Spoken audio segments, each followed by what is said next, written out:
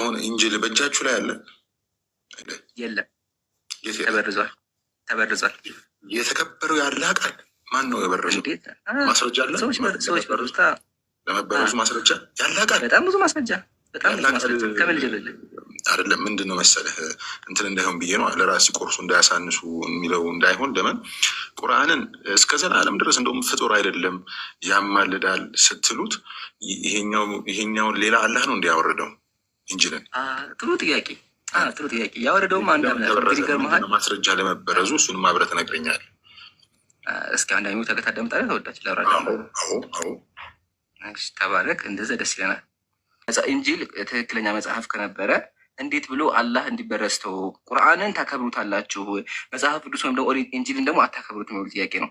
ችግሩን መሰለህ እንዳንተ አይነቱና ከጊዜ በኋላ የመጣው የክርስትና አይዲዮሎጂ ያሉ ሰዎች የኢየሱስ ቃል ላይ ተጫወቱ፣ ወንጌልን ቀየሩ፣ በረዙ። እንደተበረዘ ማስረጃ ከፈለግ ከኛ እንጀምር፣ ከቁርአን እንጀምርና ከዛ በኋላ ወደ እናንተ መጽሐፍ ደግሞ ገብተን መጽሐፋችሁ እንዴት እንደተበረዘ እንመለከታለን ማለት ነው። ከቁርአን ስንጀምር አጠቃሉ የቁርአን ሀሳብ አስቀምጠው ኢብኑ አባስ ረሕመቱላሂ ዐለይሂ ምን አለ ተመልከት። እዚህ ጋር አነል ሙሉከ በዕደ ኢሳ አሉ፣ ከኢሳ በኋላ የነበሩ ሰዎች አሉ በደሉ ተውራተ ወልኢንጂል ወንጌልንና ኦሪትን በረዙ አለ። ስለዚህ ከጊዜ በኋላ የመጡ ኢየሱስ ካረገ በኋላ የመጡ ሰዎች አዳምጣ እንዴ ሙሉ ሀሳብ ያዳምጥ። የሚዩት ማታደርግ ከሆነ ፈርተሃል፣ ተረብሻል። ታችሁን ታዳምጣለህ ማለት ነው። የለም አታቋርጥ። ጆሮህን ተጠቅም። አባስ አልኩህ አይደለ? ጆሮህን ተጠቅም፣ አዳምጥ። እሺ ይህን ካየን ከቁርአን አምላካችን ብሎ ያስቀምጠዋል። ያ አህለል ኪታብ አለ፣ እናንተ የመጽሐፉ ሰዎች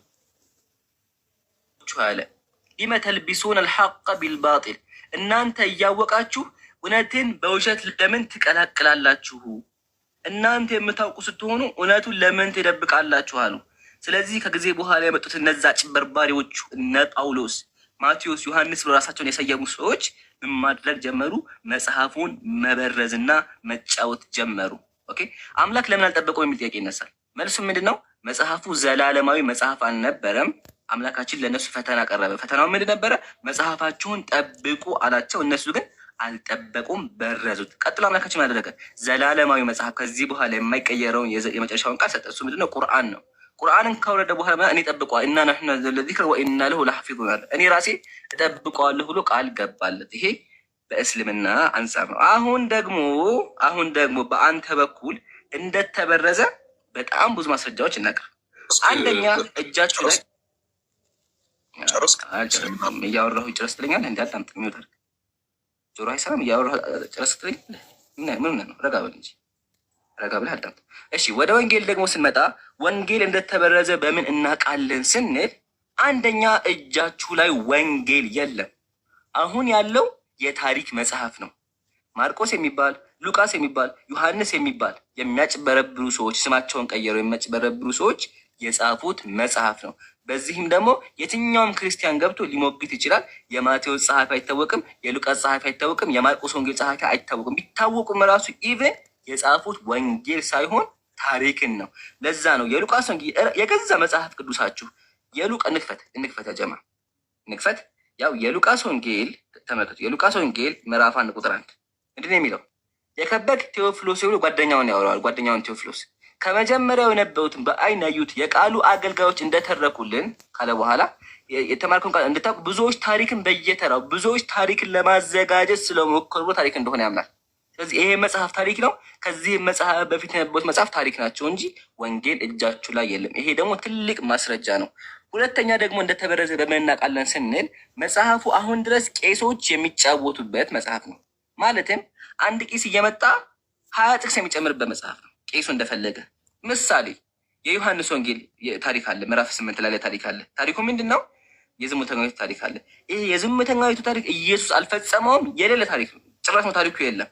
ግን ቄሶች የጳውሎስ ተከታዮች እንዲመቻቸው ማደረጉ እነዚህን 1 2 3 4 እስከ 8 ያሉትን ጥቅሶች ማደረጉ ጨመሩ።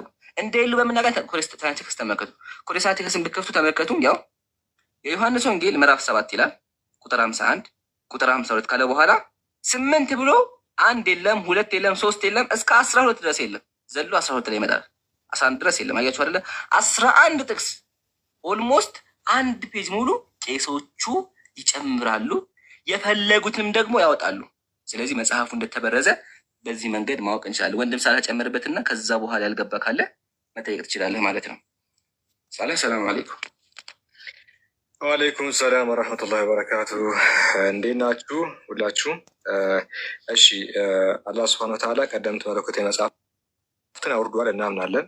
ነገር ግን እነዛ መለኮታዊ መጽሐፍትን እንዲጠብቁ ኃላፊነት የሰጣቸው ለሊቃውንቶችና ለአዋቂዎች ነው። ሱረቱል ማኢዳ ምዕራፍ 5 ላይ ይናገራል።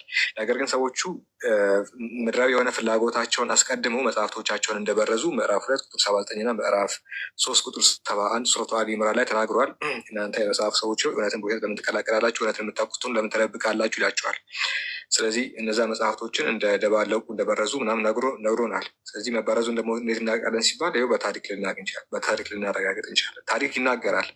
ታሪክ በጣም በግልጽ ከሚናገራቸው ነገራቶች መካከል አንዱ መጽሐፍ ቅዱስ መበረዙን ነው። ራሳቸው የክርስቲያን ስኮላሮች እና የቤተ ክርስቲያን አባቶችን መጽሐፍ ቅዱስ ተበርዟል ብለው ይናገራሉ ጥንታውያኑ። እና አማናዊ የፈለግከውን ማስረጃ ጠይቀን መጽሐፍ ቅዱስ መበረዙን እናሳያለን። ኡስታዝ ሳላ እንኳን ደህና መጣ።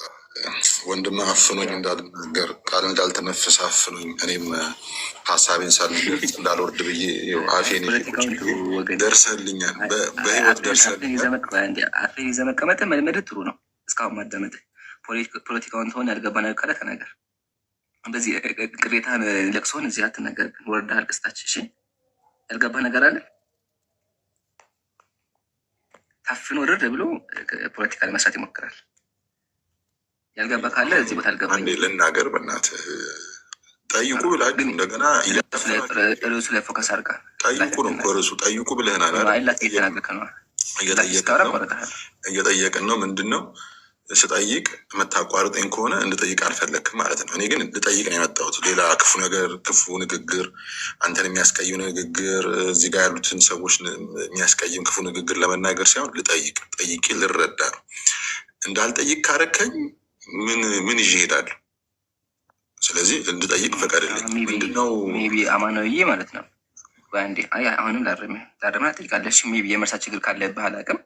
ካስታወቅ ቅድም ከ2 ደቂቃ ሰቼ ከ2 ደቂቃ በላይ ደቂቃ ወስደህ ጥያቄዎችን አቅርበህ ሚውት አድርገህ አዳምጥ ብዬ ነው እየቀጠልኩት። ሜቢ ረስታው ከሆነ ማለት ነው እንጂ አስወርቼሃለሁ። አሁን የሚያቋረጥኩ ደግሞ ፖለቲካ ሰራና ሚውት አደረገኝ ብለህ ስታለቃቅስ አታለቃቅስ። ጥያቄህን ጠይቀኝ ያልኩህ። እሺ ከገባ። ስለዚህ አሁንም ጥያቄህን አቅርበህ ለምን እኔ ከአንተ ጋር ስጣገባ ስገባ ሙሉ ይረበሽና እኔም ጥያቄን ወደ ጥያቄ ልግባ። ምንድን ነው ባጭሩ ጥያቄ ምንድን ነው? እኔ ኢንጅል ያላህ ቃል ነው። ከቀሪቷ ሰሌዳ ልክ እንደ ቁርአን የወረደ የቁርአን ተስተካካይ ነው፣ እኩል ነው። ለምን ያኛውም ያላህ ቃል ነው፣ ይሄኛውም ያላህ ቃል፣ ማንም ሊያበላልጣቸው አይገባም። ስለዚህ ያላህ ቃል ደግሞ በአላህ የተጠበቀ ነው። ማን ነው ያላህ ቃልን እንደፈለገ ሊያደርግ የሚችለው ብዬ አምናለሁኝ ነው። አይ ተደርጓል የምትለኝ ከሆነ አላህ ፈቅዶና ወዶ እንዲበረዝ አድርጎታል ብዬ ነው የምገምተው። ሌላው ምንድን ነው? እኔ ግን ቃሉ አልተበረዘም። በምን ምክንያት ካልከኝ በቁርአኑ ቃል መሰረት ቁርአኑ ምን ይላል? የመጽሐፍ ሰዎችን ጠይቁ ይላል። የመጽሐፍ ሰዎች መጽሐፉ የተበረዘ እንዳልሆነ አላህና ራሱ መሐመድ ምስክር ሆነው አሁን አባስ ከአላህና ከመሐመድ አስበልጠ ተበርዟል ብለህ እንደ ምስክር ስታመጣ እኔ አልቀበልህም። ሌላ ልቀበልህ የምችለው ራሱ አላህ በጅብሪል ወይ በመሐመድ በኩል መጽሐፉ ተበርዟል እሱ እንዳትጠቀሙ ብሎ ሲል ወይንም ደግሞ መሐመድ ራሱ ከተናገረ። እዚህ ጋር ግን ይህ ትልቁ አማናዊ አንድ ጊዜ ልጨርስ እና ሀሳቤን ልጨርስ እየዘጋ እንድንሄድ መሐመድ ራሱ ተናገረውን ላምጣለች ነው እንደዛ ብለህ በቁርአን ላይ የተናገረው ካለ በቁርአን ላይ የተናገረው ካለ አሁን አምጥቼ በቁርአን ላይ አማናዊ በቁርአን ላይ ግን መሰለህ አንድ ጊዜ አማናዊ አንድ ጊዜ ቆይ አንድ ጊዜ አዳምጠኝ። ቆይ አንተ እያልክ ያለው ምን መሰለህ? መሐመድ ራሱ ከተናገረ አልክ። መሐመድ ራሱ እኮ ምን አለ እኮ ጠይቁ የመጽሐፍ ሰዎችን፣ መጽሐፉ ሰዎች ሲል የታወቀ ነው። አማናዊ መሰረታዊ ነገር መሰረታዊ ችግሮች አለብህ። መሰረታዊ የእውቀት ማነስ ችግሮች ይስተዋሉብሃል። የመጀመሪያው ምንድነው? ቁርአን የማንቅ የእውቀት ማነስ ይሁን አውቀ ይሁን አላቅም፣ ግን የእውቀት ማነስ ነው የሚታይብህ። ለምን መሰለ? መሰረታዊ የሚባለው አንድ ዝም ብሎ ከታች የሚያዳምጥ ክርስቲያን የሚያውቀው ነገር አለ። አንተ ደግሞ እሱ ነገር አላወቅም። እሱ ምንድን ነው? ቁርአን ላይ ተናጋሪው ማን ነው የሚለውን ማንም ክርስቲያን ያውቃል። ባይዞ እኛ ሙስሊሞችን ምናምነው ቁርአንን የሚናገረው ጌታ አምላካችን ብቻና ብቻ ስለሆነ ቁርአን ያላህ ቃል ማስረጃ ልሰጠኝ ትችላለህ? እሱን ራሱ አሁን ቁርአን ራሱ አላህ እየተናገረ ለመሆኑ ማስረጃ ልሰጠኝ አትችልም። እኔ ግን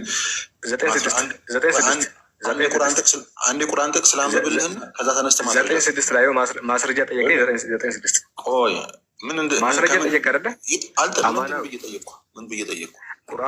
ቁርአን የራሱ ያላህ ቃል ተናጋሪ መሆኑን ጥቅስ ላንብብልህና አንዴ መጀመሪያ ልስጥ።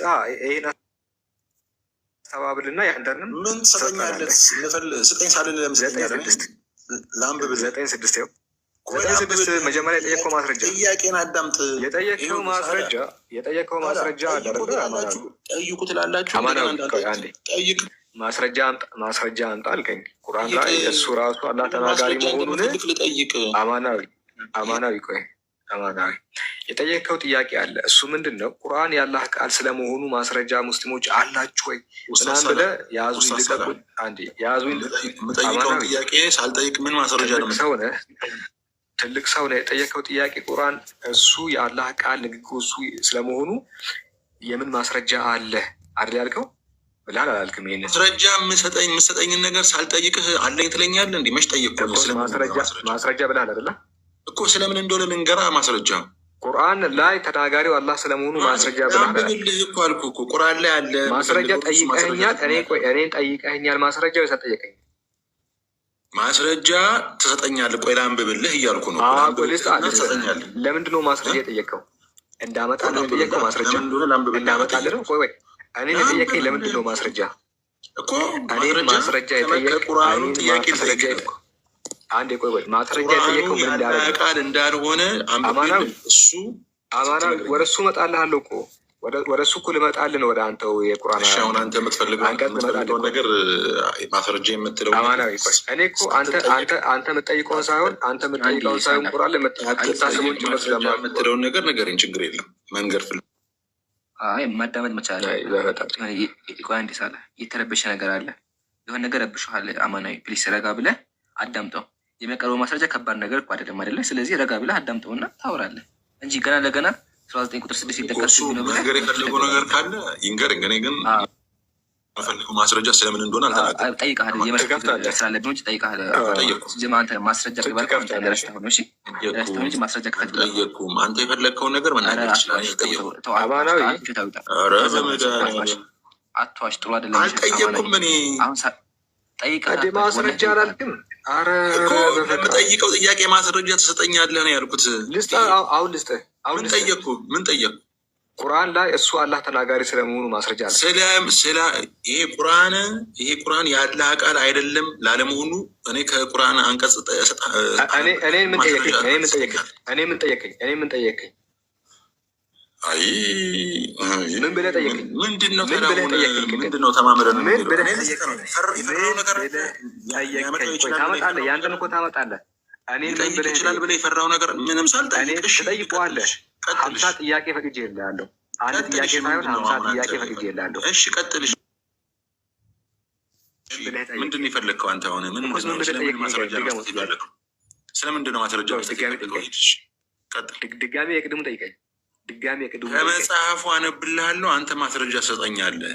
ይሄ የአላህ ቃል እንዳልሆነ ቁርአን የአላህ ቃል ስለመሆኑ ማስረጃ አምጣ አላልክም? መጀመሪያ ላነብልህ ቁርአኑ የአላህ ቃል እንዳልሆነ። እኔን የጠየቅከው ማስረጃ የምን ማስረጃ ነው? ንገረኝ። የመሐመድ ቃል እንጂ ሳላ ማስረጃ አምጣ አልከኝ። ሳላ ማስረጃ አምጣ አልከኝ። የምን ማስረጃ? ድጋሚ በለው። ስለምንድን ነው ማስረጃ? ቅድም ያልከውን ደግመህ በለኝ። ምንድን ነው? ስለምንድን ነው ማስረጃ የምትሰጠኝ? ህሊናውን ወጥቶ ማለት ነው። እጅግ በጣም አስቀያሚ የሆነ ፈጣ። እንግዲህ ሁላችሁም አዳምጡ። እንደዚህ ናቸው ብዙ ክርስቲያኖች አእምሯቸውን ሽጠው አእምሮ የገዛ አእምሮን ሽጠህ ቁርአን የመሐመድ ቃል እንደሆነ አይኔን ግንባር ያድርገው እያልክ እንደዚህ የምትከራከር ይህ የመሀይምነት መጨረሻ ነው። እሱ ራሱ ምን ብሎ ጠየቀ መሰላችሁ ጋይስ? 600 ሰዎች ያላችሁ አይደለ? ክርስቲያኖችም አላችሁ የምታሰሉት። ቁርአን የአላህ ቃል ነው አልኩት። የአላህ ቃል ነው የምትል ከሆነ ማስረጃ ይዘና አለኝ። ማስረጃ ልስ አልኩት። ለዛ አይደለ አማናዊ። እሺ ኢምራን ትልቁ ላይ ሆንና 9:6 ከፈትልኝ። ሱረቱል ኢምራን 9:6 ወይን አህብ ምን المشركين استجارك فاجر حتى يسمع كلام الله ይላል። ኦኬ በደንብ አዳምጥ እሺ። ካሜራ ልክፈት ለራሴን ኢብሩ 13% አለኝ ታብሌት። እሺ እስከምትቀር ሰዓት ወልድ አንዴ ማለት ነው። አሁን ሳለስ ከዛው አንዴ ማለት ነው እስከምትከፍቱ የጀማዓተ ኸይር ታዘቡ። እሺ አሁን አማናዊ ቁርአንን ለመተቸት ነበር የገባው፣ ግን አስተውላችሁ ከሆነ መጽሐፍ ቅዱስ የእግዚአብሔር ቃል እንዳልሆነ ኦሪት ወንጌል እንደተበረዘ ለህዝቡ አስተምሯል። እናመስግኑት ኮሜንት ለማሻአላ በጣም ጎበዝ ሰው። ኦሪት የተበረዘ ነው አሳምኑናል። እናመሰግናለን። እና የሚያወት ራሱ ይረሳሉ፣ የሚያወሩትን ይረሳሉ። እሱንም ታዘቡ። ሳላ ቀጥል። እሺ እንደዚህ ሳትወድ በግድ እንድታዳምጥ እናደርጋለን። ምጮ ከሆነ አማናዊ ማስረጃ ጠየቀና ካመጣውለት በጣም እንደሚመታ አውቋል። ስለዚህ ማስረጃ ጠይቆ ነበር። ማስረጃውን ልክ እንዳለን ሲያውቅ የፈጠነ ኧረ እኔ አልጠየኩም ማስረጃ አለ አለ። እሺ ለማንኛውም የአላህ ቃል ስለመሆኑ እንዴት ታውቃላችሁ አለ። ማስረጃ አለ። ይህ ማስረጃ ወደድክም ጠላህም ሳትወድ በግድ ትጋት አለ። እሺ ጥግ ላይ የሆነ አዳምጥ። ሱረቱል በቀራ ምዕራፍ 2 ቁጥር 2 ላይ ምን ይላል? ዛሊከ ልኪታቡ ላ ረይበ ፊህ ሁደን ሊልሙተቂን አለ። ይህ መጽሐፍ ከአላህ ለመሆኑ ምንም ጥርጥር የለበትም አለ። ይኸውልህ ከአላህ ነው እንኳ አይደለም ያለው። ይህ መጽሐፍ ከአላህ ለመሆኑ ጥርጥር የለበትም፣ ጭራሽ ጥርጥር የሚባል ነገር የለበትም እያለ ነው። የአላህ ቃል ስለመሆኑ አንድ በል። ሁለተኛ ምዕራፍ 9 ቁጥር 6 ላይ ወይን አሐዱ ሚነል ሙሽሪኪን የስተጃረከ ፈአጅሩሁ ሐታ የስመዐ ከላም አላህ አለ። ማለትም ከአጋሪዎቹ አንዱ ጥገኝነት ቢጠይቅ የአላህን አለ። የማንን ይታያል? የአላህን። እሺ የአላህን ቃል የማንን ቃል? የአላህን ቃል ይሰማ ዘንድ አስጠጋዋል። የማንን ቃል? የአላህን ቃል ይሰማ ዘንድ አስጠጋው። በሌላም ቦታ ምዕራፍ 26 ሱረቱ ሹዓራ ቁጥር 192 ላይ ወኢነሁ ለተንዚሉ ረቢል ዓለሚን ምን ማለት ነው? እርሱም አለ ምን ቁርአን በእርግጥም ከዓለማቱ ጌታ የተወረደ ነው። ከዓለማቱ ጌታ የተወረደ ነው። ስለማን ነው የሚናገረው? ስለ ቁርአን ነው። ኢነሁ ለቁርአኑን ከሪም እርሱ የተከበረ ቅዱስ ቁርአን ነው አለ። እርሱ የከበረ ቁርአን ነው። ከዛስ ወረድ ብሎ ከዓለማቱ ጌታ የተወረደ ነው። ከማን? ከዓለማቱ ጌታ የተወረደ ነው። ያ የተከበረው ቅዱስ የሆነው ቁርአን ከአላህ ዘንድ የተወረደ ነው።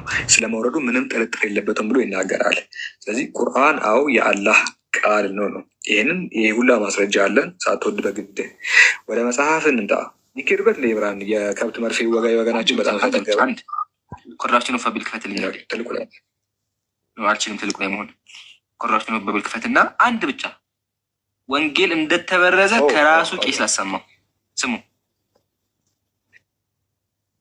ኮራፕሽን ኦፍ ቢል ክፈትልኝና ቲፍሩዝ ላይ ያለው የዮሐንስ ወንጌል ላይ ያለውን አድርግልኝ። ኦኬ በደንብ አዳምጠው ጀማ። ከራሱ ቄስ ነኝ ቄሶቹ ራሱ እንደተበረዘ አምነዋል። ተመልከቱ። ምንም እንኳን አለ ይህ ታሪክ በጣም አስፈላጊ ትምህርቶች ቢሰጠንም አለ ብዙ የመጽሐፍ ቅዱስ አዋቂዎች እንደሚስማሙት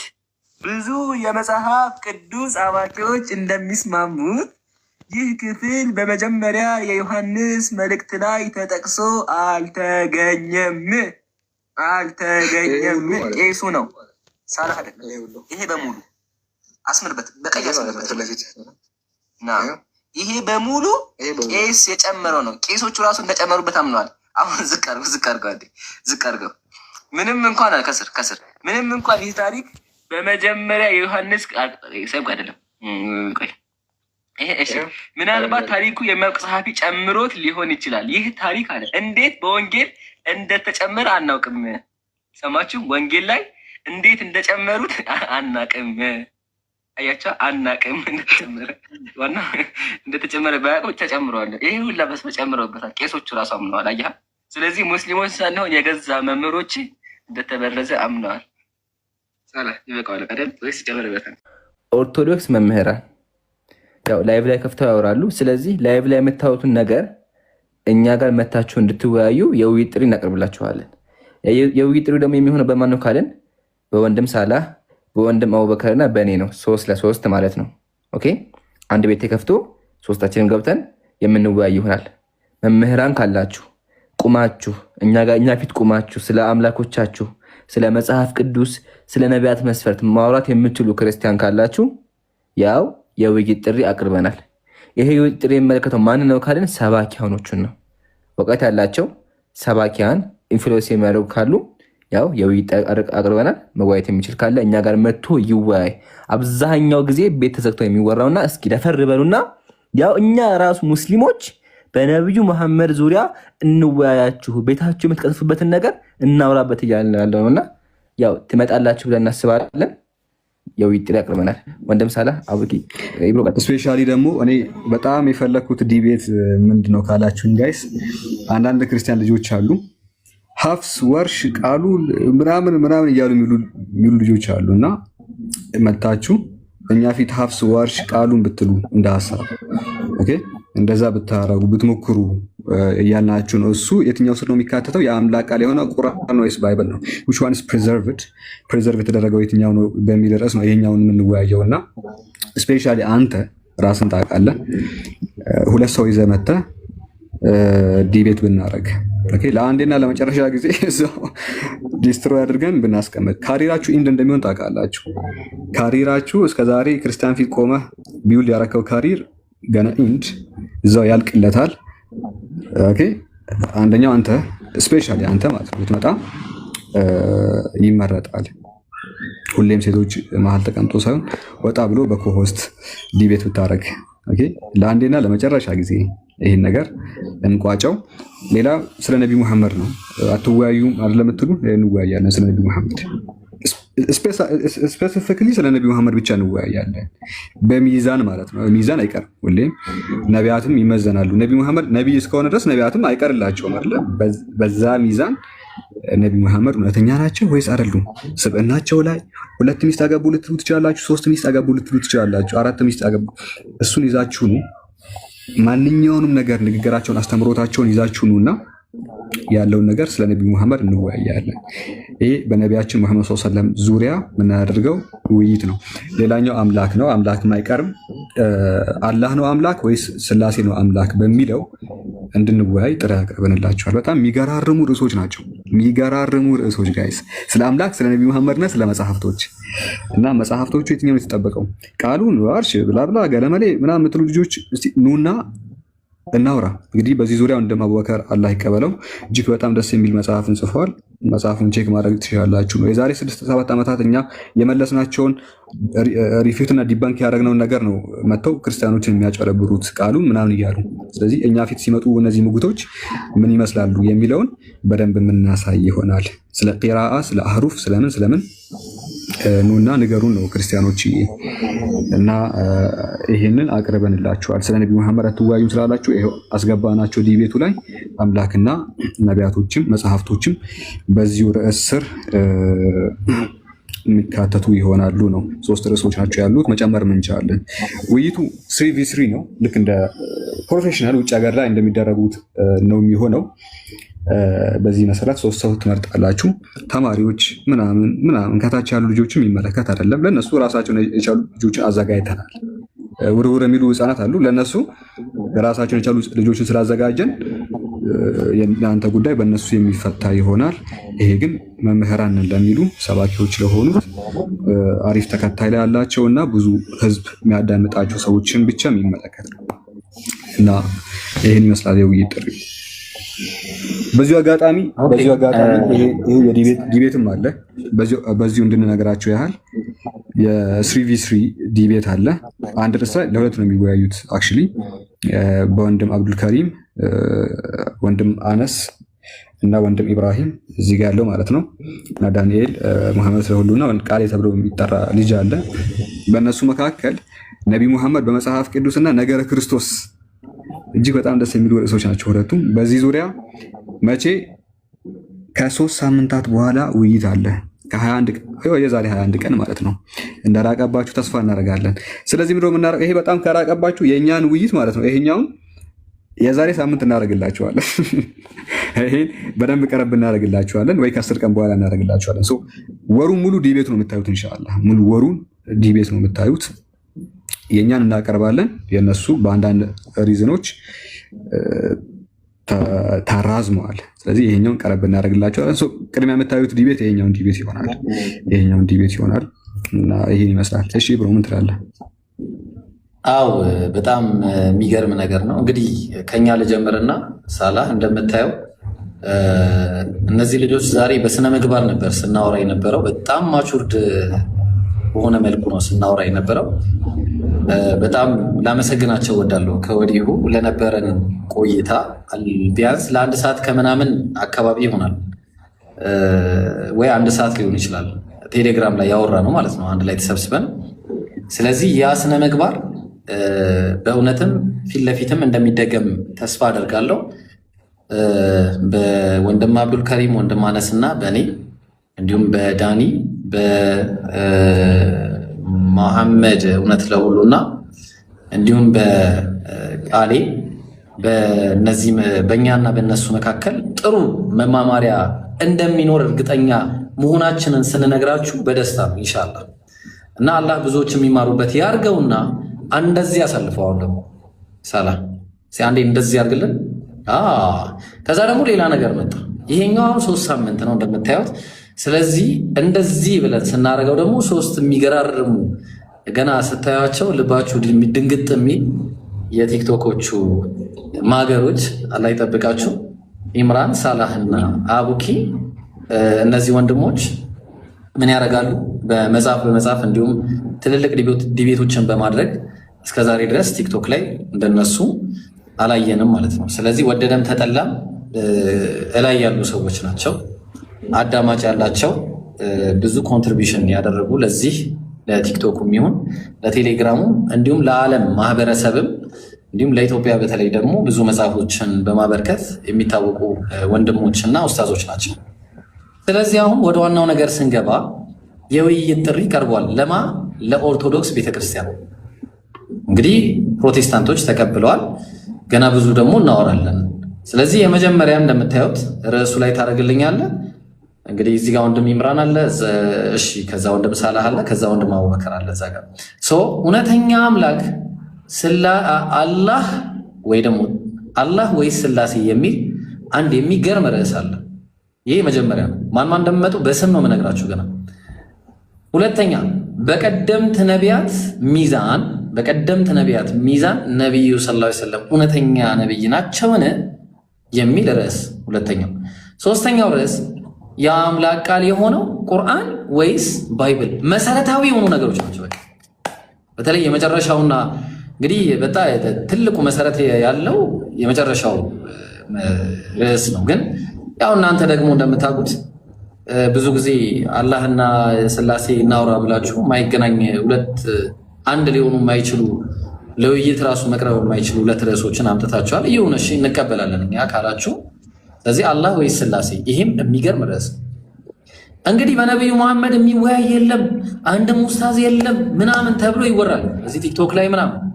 በቀደምት ነቢያት ሚዛን ነቢዩ እውነተኛ ሰለላሁ ዐለይሂ ወሰለም እውነተኛ ነቢይ ናቸው ወይስ አይደሉም? አንተ ሰውዬ ታውቃለህ ራስን። ኦኬ ዊዝ ሪስፔክት ላቅርብ። በሪስፔክት ሪስፔክት እፎይ በክብር ነው ምንጠራህ። የምትመጣ ከሆነ ለአንዴና ለመጨረሻ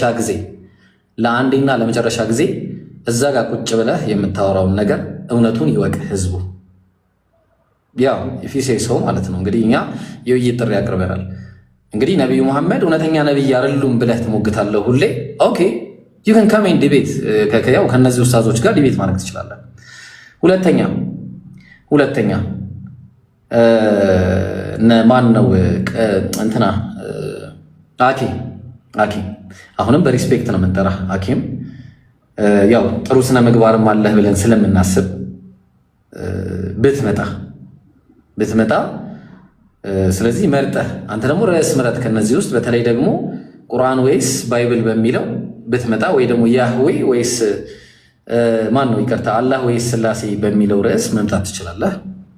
ተግባባን። በቀደምት ነቢያት ሚዛን እንግዲህ የሚለውን ምናልባት ስላልሰራ እዛ ላይ ላትመጣ ትችላለህ።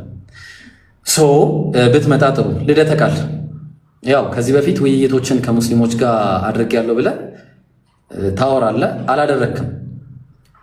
እኔ ልንገርህ ወላሂ አላደረክም። ውይይት ከአንድም ኡስታዝ ጋር አላደረጋችሁም። እስካሁን ድረስ አንድ ኡስታዝ አላደረጋችሁም። እዛ ያደረጋችሁት ተማሪ ነው። ምንም በቃ እሱ አላደረጋችሁም ከኡስታዝ ጋር። ያው እዚህ ጋር አሉ መምህሮች፣ ከነሱ ጋር ተወያይናና ከዛ ሌላ አረዲ ቁርአን ላይ እንግዲህ በጣም ታወራለህ። በጣም ስታወራ እንሰማሃለን። ቁርአን ላይ ማውራት ብቻ ሳይሆን መተህ ደግሞ እኛ ፊት መፈተን አለብህ። ፌስ ትሩዝ ፊት ለፊት ተጋፈጥናና ፊት ለፊት ማለት ነው። ይህንን ፊት ለፊት እውነት የምትጋፈጥ ከሆነ የዛን ጊዜ እውነትም አንተ በቃ ትክክለኛ ሰበካ ነው ያዝከው ማለት ነው። ህዝቦችን እያታለልክ ሳይሆን በትክክልም በቃ እውነታ እያወራህ ነበር ማለት ነው። ከመጣ አትመጣም ግን ብዬ አስባለሁ። ግን አሁንም ሪስፔክት አድርጌ ነው መጠራችሁ ሁላችሁ ነው።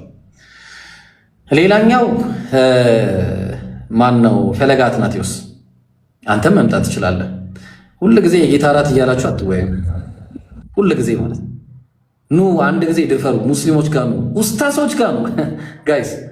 እዚህ ተማሪዎች ምናምን አይደለም። ኖ እንደዛ አይደለም። በቃ ተማሪዎች ሳይሆኑ በቃ ጨከን በሉና እኛ ጋር ነው። ከዛ ደግሞ ሌላ ማን ትመጣለህ? ጋዲሳ ብዙ ጊዜ ስላሴ ላይ ስታወራ አንዳንድ ነገሮች ላይ ያይሃለሁ።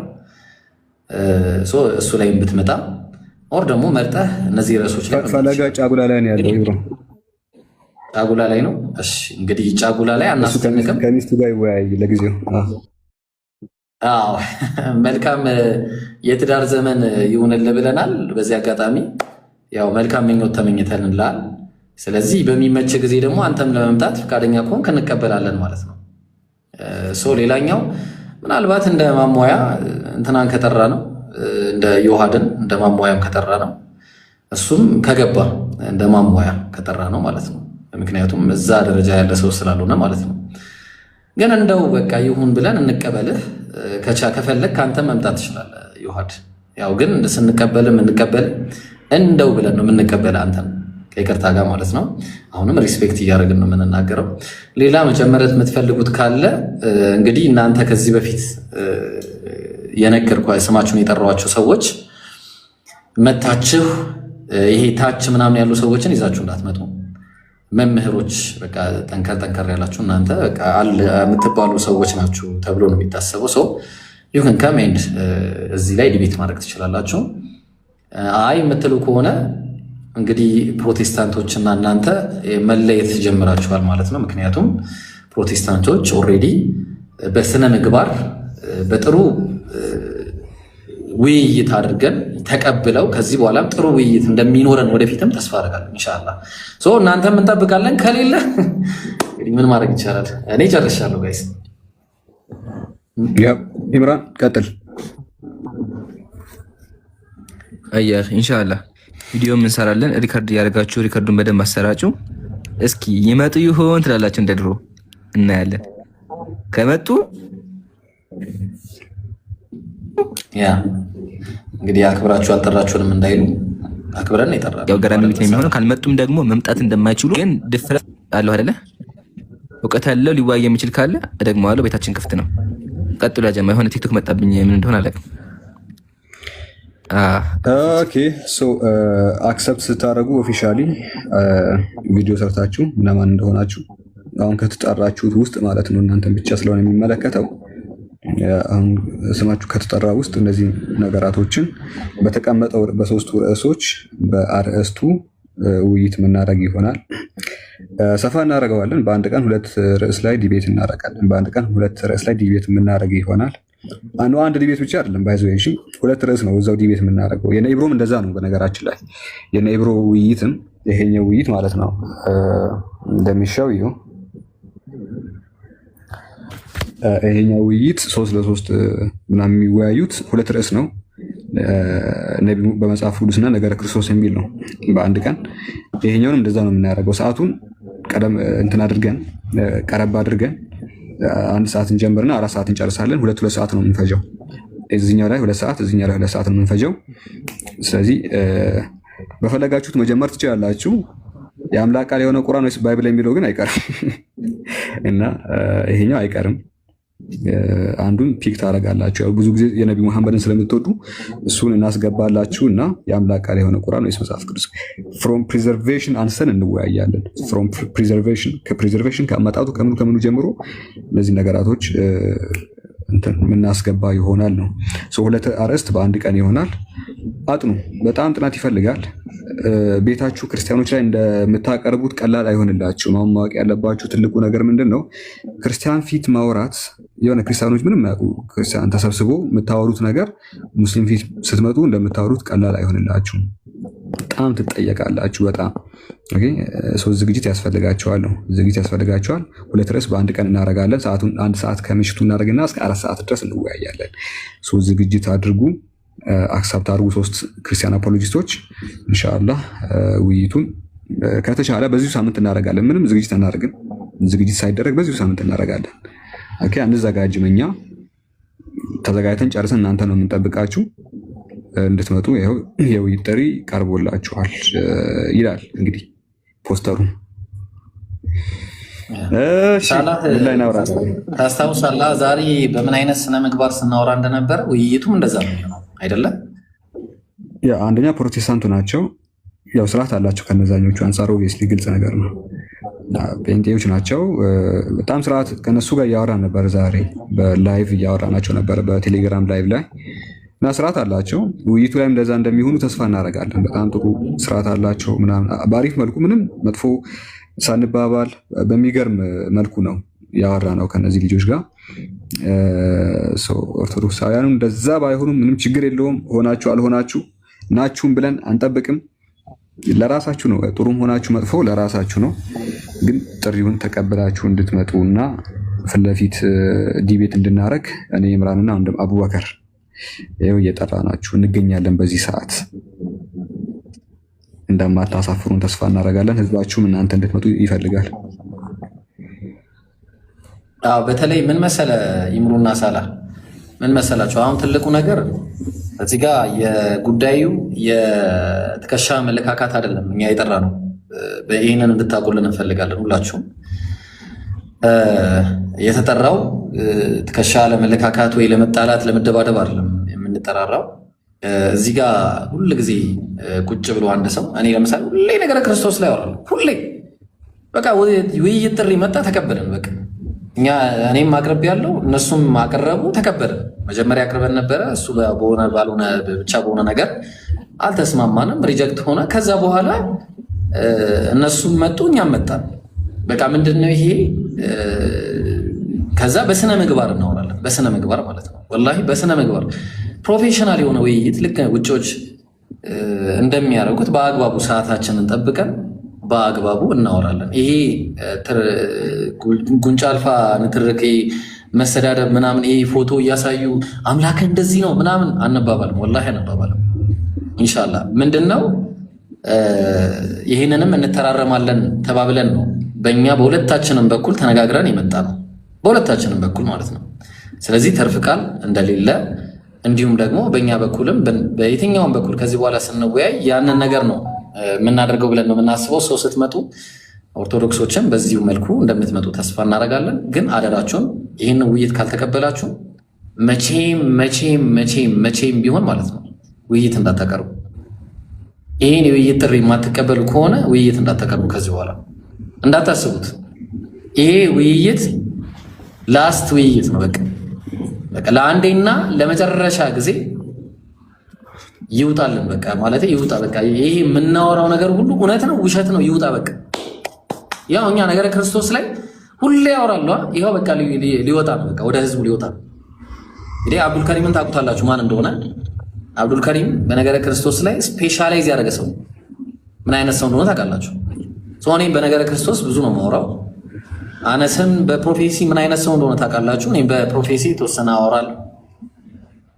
ሰው እነዚህ ወገኖቻችን እዚህ ጋር ያሉት ደግሞ አሁን ሳላህ ደግሞ በዛ በኩል የሚያሳያችሁ በነገረ ክርስቶስ ላይ በጣም ሲጽፉ የነበሩ ሰዎች ናቸው። ቃሌ ደግሞ እንደምታውቁት ነው። ሰው ይውጣልን ነው በቃ ይሄ ነገር ይውጣ፣ ህዝቡ ይወቅ ነው በቃ ሌላ ነገር የለውም። እኛ እዚህ የምናወራው ነገር ህዝቡ ይወቅ በቃ መጨረሻውን ይሄው በቃ በጸባይ አውርተን ማለት። ስለዚህ ይሄኛውንም እናንተ ኑና ተቀበሉ፣ ያኛውን በቃ ኦርቶዶክሶች ኑና በቃ ካባችሁን ልበሱና ኑ። ትክክለኛ ካባችሁ አለ አይደለ? ምንድነው የሚባለው? የወታደር ካባ አለ አይደለ? ያ የወታደር ካባችሁን ለብሳችሁ ነው በቃ ኑ ዲፌንድ አድርጉ፣ ኑ አታክ አድርጉ። ችግር የለውም ማለት በስነ ስርዓት ማለት ነው። እኛ ይሄ ታች ጥበቃ ምናምን ደረጃ ያለውን ሰው ይዛችሁ እንዳትመጡ። ምክንያቱም እዚህ ጋር እኛ ወታደሮች ነን ብለን ነው የምናስበው። ስለዚህ እናንተንም የጠራናችሁ በዛ ልክ ካላችሁ ብለን ስለምናስብ በዛ ልክ ያላችሁ ሰዎች ኑ፣ ካልሆነ ደግሞ መቼም እንደማትወያዩ ነው በግልጽ የምነግራችሁ። እንግዲህ ከዚህ በላይ የምናወራው ነገር የለም። እኔ የማወራው ነገር የለኝም። በቃ አይኑን ጨርሻለሁ። ሰው አንተ ቤት እንምጣ ወይስ ለነገሩ የሚወጣበት ሰዓትም ደርሷል? ሰዓት ዛሬ